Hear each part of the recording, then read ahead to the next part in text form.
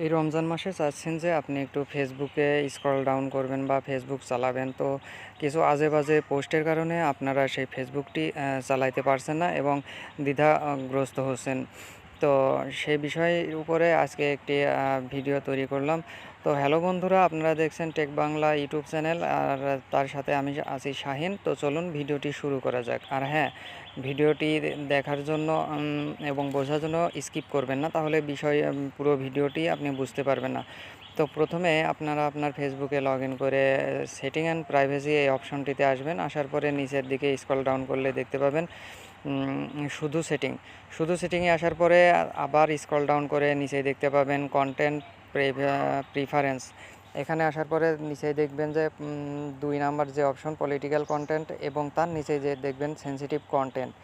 এই সেনসিটিভ কন্টেন্টে আসার পরে এখানে ডিফল্ট অপশন লেখা থাকবে। ডিফল্ট আপনারা শোলেস এই অপশনটিতে ক্লিক করে সেভ অপশনে ক্লিক দিয়ে দিবেন।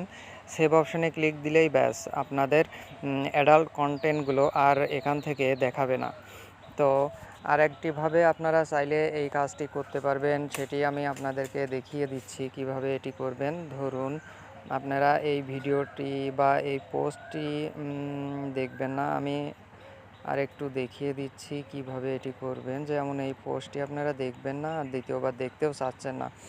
তো এখানে আসার পরে 3 ডট আইকনে ক্লিক করবেন, ফুড পান্ডা রাইডার্সে 3 ডট আইকনে ক্লিক করার পরে এখানে দেখবেন নট ইন্টারেস্টেড। এইটি যদি আপনি ক্লিক দিয়ে দেন, তাহলে পরে দ্বিতীয়বার ফেসবুক মনে করবে যে আপনি এই ভিডিওটি আর দেখতে চাচ্ছেন না, সেহেতু আপনাকে এটি আর দেখানো হবে না। তখন আপনি চাইলে ফেসবুকটি ইচ্ছামতো ব্যবহার করতে পারবেন, আর কোনো অ্যাডাল্ট কন্টেন্ট আপনি দেখতে পাবেন না।